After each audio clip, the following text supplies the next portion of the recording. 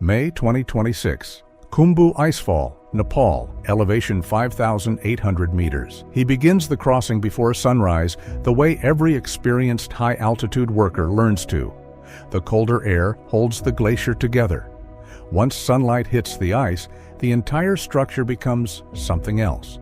Unpredictable, shifting, dangerous in ways that experience can reduce but never eliminate. Bijay Gimir Bishwakarma has done this before. He knows which sections to move through quickly. He knows where the glacier shifts fastest and where the snow bridges are most likely to hold. This is not his first season on Everest. It is not his first crossing of the Khumbu Icefall. It is his last. What follows is the story of a climbing season that was already broken before it began, and how a mountain carrying more than 400 climbers, a shrinking weather window, and a 30-meter wall of unstable ice above its most dangerous section was positioned for tragedy long before anyone reached the death zone. The season that stalled. The 2026 Everest season was supposed to open in mid-April. Instead, it stopped. A massive serac, nearly 30 meters tall, had positioned itself directly above the Khumbu Icefall, the only route connecting base camp to Camp 1 on the south side of the mountain.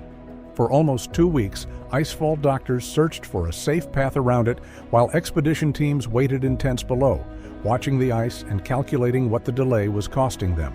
Nepal had already issued more than 425 climbing permits before the season began. China's Tibetan North Route remained closed to foreign expeditions, meaning every major commercial team was funneled onto a single route up the Nepalese south face. The summit window, the narrow period of stable weather when the mountain can safely be climbed, was already shrinking. Every day the serac held, the route closed was another day removed from what little margin remained. What the Icefall actually is. To understand what happened to Bijay, you first need to understand what the Khumbu Icefall actually is. It is not a trail, it is a living glacier, a slow-moving river of ice that shifts, cracks, and restructures itself every single day. Climbers cross crevasses on aluminum ladders, lashed together above drops with no visible bottom. Fixed ropes guide them through corridors between walls of ice that are moving while they stand in them. Snow bridges form across the deepest sections of the glacier and then collapse without warning. Climbers cross before sunrise because colder temperatures temporarily stabilize the ice. Once the sun reaches the glacier, conditions change. The window is short and the margin is thin. More than 44 people have died in the Khumbu Icefall since commercial expeditions began on Everest. The worst single disaster came on April 18, 2014, when a collapsing serac triggered an avalanche that killed 16 Sherpas in minutes. They were preparing the route for commercial teams higher on the mountain. That is the Icefall. That is where the 2026 season began. The incidents. First 2 weeks of May. The first serious accident came in early May. A snow bridge collapsed beneath a rope team moving through the lower Icefall, injuring 2 climbers. Both were evacuated from the mountain by helicopter. Within days, a Sherpa fell into a crevasse after the route gave way beneath him. His safety rope stopped him from disappearing into the glacier. Other climbers pulled him back to the surface. At almost the same time, avalanche debris from the slopes of Nuptse swept towards sections of the Icefall route. Teams crossing at the time stopped movement and waited while rescue coordinators tracked positions from base camp. No climbers were reported caught directly in the slide. 3 serious incidents, less than 2 weeks into the season. Then Nepali authorities suspended cargo drone operations. The timing was difficult to understand. Expedition companies had been using drones from airlift technology to carry ropes, ladders, and oxygen cylinders through the most dangerous sections of the Icefall. Payloads of up to 50 kilograms per flight, crossing in minutes what would take a Sherpa hours of dangerous climbing. The drones were also being used to map unstable glacier sections before sending climbers through. When the ban came in, that technology disappeared exactly when conditions demanded it most.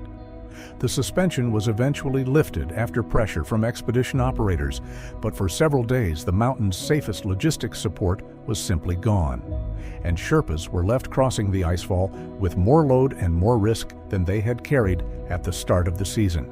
Bijay Gimir Bishwakarma was not a first-time permit holder looking for a summit photo. He was a veteran of Himalayan mountaineering, a Nepali climber who had worked on Everest across multiple seasons and crossed the Khumbu Icefall more times than most permit holders ever will. He understood the glacier's behavior. He knew the route. He knew which sections moved fastest and which held longest. He died in the Khumbu Icefall in early May 2026, before the summit season had properly begun, before most of the 400-plus permit holders had moved above Camp 2. When the news spread through base camp, it hit differently than an abstract statistic. Not because his death was unexpected in some general sense. Anyone who works the Icefall understands the possibility. But because it was someone who had done exactly this before, and done it well. Someone whose experience should have been the closest thing to protection the mountain offers. On Everest, experience reduces the risk of mistakes. It does not reduce the mountain. The weight Sherpas carry BJ's death made visible what is true every season on Everest, but rarely discussed as directly as it should be. The people facing the greatest danger on the mountain are not typically the permit holders waiting at base camp while the route is prepared. They are the Sherpas and high-altitude workers crossing the Icefall repeatedly, carrying oxygen, fixing ropes, building camps, transporting fuel and food toward the upper camps, while commercial clients rest at lower elevations. In 2026, with more than 400 climbers waiting for a compressed summit window, the pressure on Sherpas was higher than usual before the summit season had even begun. Some crossed the Icefall multiple times in a single week. Each crossing carried the same risk as the last. Nepal generates between $4 and $6 million annually from climbing permits alone. In the years since 2023 was recorded as the deadliest season in Everest's modern history, no limit on permit numbers has been introduced. In 2026, 425 permits were issued for a season already running on a single route with a shrinking weather window and an unstable glacier. The Sherpas are the ones who absorb what that math produces.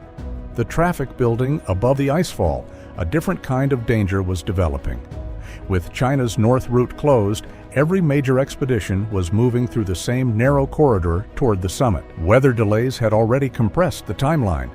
Camp 4 at the South Col remained unestablished longer than planned as strong winds and fresh snowfall made movement above Camp 3 dangerous. Teams waiting at lower camps watched the weather forecasts shift daily. Experienced expedition leaders knew what a short weather window opening to 400-plus climbers at the same time would produce. In 2019, climbers stood shoulder to shoulder in queues near the Hillary Step for hours. Stationary above 8,000 meters, oxygen draining, bodies shutting down. 11 people died during that season's summit period.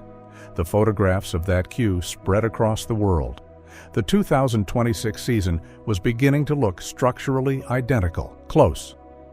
The warning came months before this season started. In October 2025, a powerful storm stranded hundreds of climbers on Everest's Tibetan side.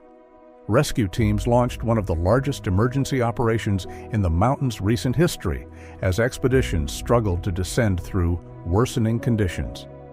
It was a disaster that demonstrated how quickly Everest's weather can turn even outside the traditional climbing season.